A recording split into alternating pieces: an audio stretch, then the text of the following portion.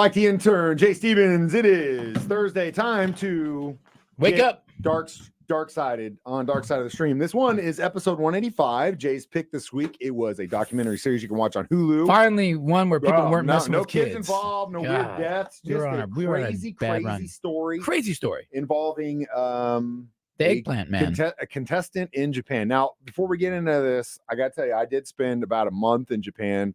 The last part of my college education year was kind of my senior trip, senior present kind of deal. Unbelievable place. I would do anything to go back there. I could talk about it for hours if you want to, but we got something else to talk about. The reason I bring it up is Japanese television. And this was, when I went, was at least 15 years ago, maybe a little bit longer, something like that.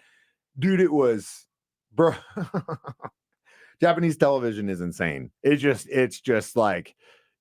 so much. Seems like they have a little looser rules. It feels they can go. Well, that's the weird thing is they yes and no. Like this stuff is fine, no big deal. Down below stuff, no. And that's where this guy got the name Eggplant, by the way, is because they had that's where the eggplant emoji came from. The whole this guy supposedly, yes, that's where this came from. And we're talking about a guy who goes by the name Nasubi, which is translation as eggplant in Japanese.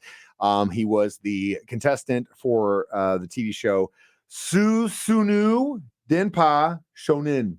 And it was basically a TV show where this guy was challenged to enter a mail-in sweepstakes until he won $1,008,000 in total. Yeah. While he wasn't wearing any clothes. Yeah. And he literally couldn't leave his apartment. Naked in one room, and you had to only survive on what you could win by mail order prizes. Which, by the way, in Japan, it's a big deal. There's mail-in sweepstakes all the time. Now, it's obviously like text in and QR codes and stuff, but at the time, this is pretty big deal.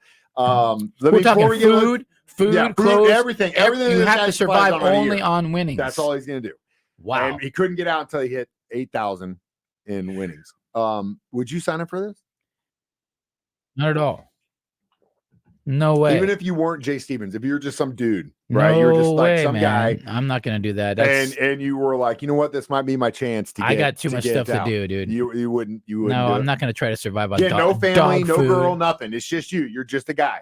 No, I'm not going to survive in an apartment on dog food. No. I do it all day. I actually, at one point, they wanted me to go sit in a cave and broadcast for like the longest time. We actually went as far as getting a hold of Guinness Book World Records to see if it was possible. Why don't we do it? It was too much money involved. Like you had to pay the Guinness judges. Like, I mean, we're talking like 5 figures here.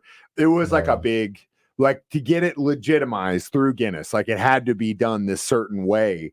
And we went far to see if it was possible. I was all about it. And I had a kid at the time. I was like, would you be cool with this? And we figured it out and how it would work. And like, I was ready to go down that road because, you got one chance in life. Why the hell not? All right. That's why I do all the things I do. All right. Well, I'm not going to sit in the room and eat dog food. Or crackers that the producers give to you because they feel sorry. You're literally starving. Yeah, this dude, but he ended up figuring it out. Well, he ended up figuring out. He got lucky, I think. Again, the producers helped him a little bit. He started winning. Winning a little bit, and then the public starts watching. Oh yeah, because the whole thing was live streamed. That was the crazy part. And we'll get to that next. Dark Side of the Stream on 104.7 The K.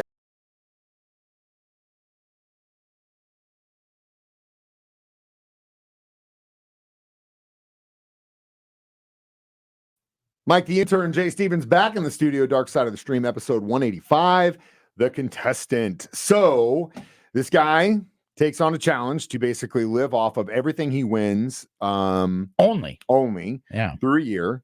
And he basically starts out, he had nothing, like literally nothing. No naked TV, in a room. Yeah. No telephone. And a camera's filming him the whole time. Yeah. And the funny thing is like, I think the first thing he won was like soda or something. It was like a sugary drink. So excited. Which, like the elation, I don't know. I know you probably never spent any time out in the backwoods for a long time. Everything he won, he was so thankful. Oh my gosh. I can relate to that because I have been on 5-7 day floats and stuff where you're out in the wilderness and you can only plan for so many things and you think that you've got enough gear and you never do. You never have enough food. And by like day 2, day 3, you're like literally, or not towards the end, like the last fifth, sixth day, you're like starving because you're like, dude, okay, there's 5 of us. We got 1 can of clam chowder left. We got this kind of half-eaten thing of rolls left, and that's it. And so we all split it between 5 guys.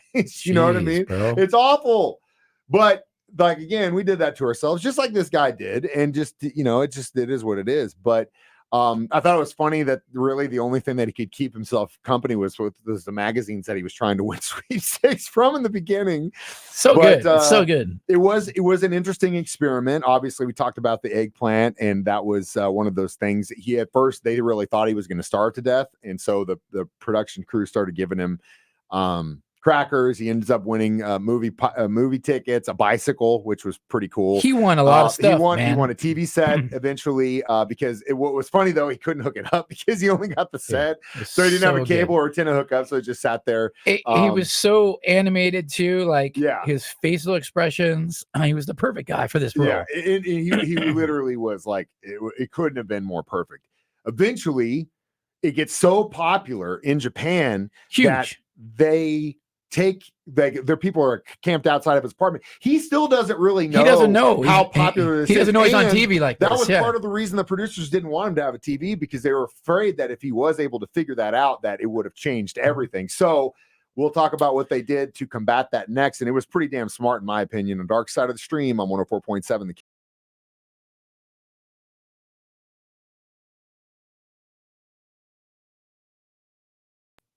Mike, the intern, Jay Stevens, back in the studio one more time. It is Dark Side of the Stream, episode 185, The Contestant. So this becomes a very, very popular thing in Japan. So much so that paparazzi... Even worldwide, right? They figure out where his flat is.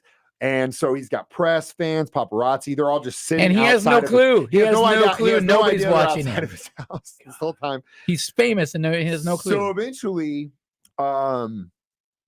eventually he...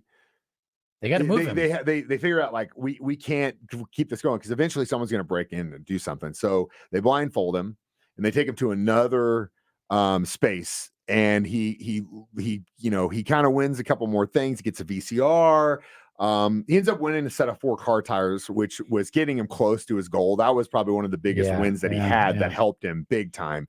And that was after 335 days of starting. So you got to keep in mind, sitting in a room for that many days, 3 months left, 9 months in, he finally gets to that part. And so, which was insane. And then the ordeal kind of comes down where eventually they take the blindfold off, the walls come down, and he's essentially just like, they moved him to a stage of people. They moved him into the stage. Incredible. And it was incredible. I cannot commend the producers for understanding that sometimes in life, when it comes to things like this, you can do a lot of planning, but you really have to go with the current of the river. And them being willing to do that and being able to be fluid with the decisions they made. And there's a lot of luck involved in this too. Can you imagine this guy's mindset when he's been isolated for almost a year? Oh, I'd have to be in and then the walls come down that, and there's a huge crowd and he's famous. It's like the crazy, his face was like, what is going on right now? It had he's to naked, like what's going on? Yeah. Just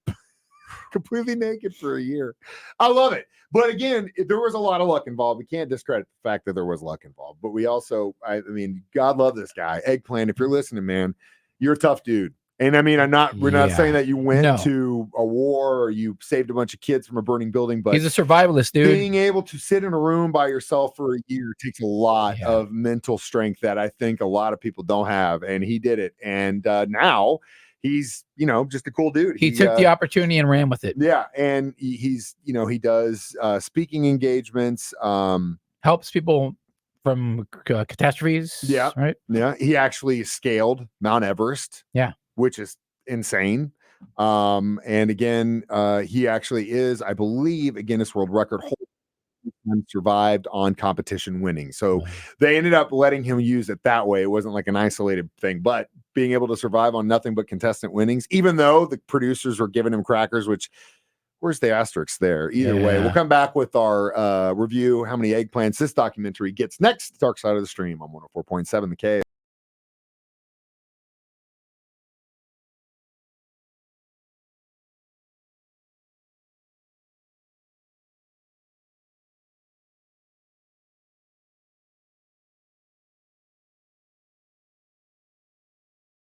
Mike the Intern, Jay Stevens, back in the studio one more time. It's Dark Side of the Stream, episode 185, discussing The Contestant on Hulu. I give this a solid 4.5. Oh, yeah. Eggplants, if not 5. I was entertained the whole time. 4.5, 5 eggplants. And it was quick. The whole reason the eggplant is the emoji now for the dong is from this guy. That's what they were covering up his nakedness with, was an eggplant. Which and also, now everybody sends eggplant pictures. If you look on the Wikipedia page, and they explain this a little bit, it also has to do with his face, kind of. Like he has a very interesting long, very weird face. Yeah. Well, not unlike some of the samurai dudes that you see from all the Shogun eras and stuff. Like he's got that real long jaw, square face, and really could have turned into maybe some sort of actor. But at the end of the day, what a cool guy. Great documentary. His occupation is listed as comedian. A hidden gem. It was a hidden gem. Man, every once in a while we find a great one, man. I love it. So in that vein, we're going to get a little bit serious because the next one is a documentary, but it's just one, but it talks about how in the hell would you escape North Korea? Oh, how would I escape North Korea? How would you escape your North Korea? It's a documentary called Beyond Utopia, and it is on Max. So watch that. Cool. And it's a bunch of footage about them getting the hell out of a very scary place in Northern Korea and how the hell they did it. Either way, Jay Stevens, Mike the Intern, we do this 9 a.m. and 6 p.m. on our shows. You can watch us do it live on Facebook every Thursday at 9 a.m. or YouTube at 9 a.m. or download these as a podcast on our 104.7 The Cave app. I almost called him Ned Reynolds, but it's actually Jay Stevens. We're not far off in age. It's just been a long day. Either way, I'm Mike the Intern. This is episode 185 Dark Side of the Stream. We watch movies, documentaries, so you don't have to.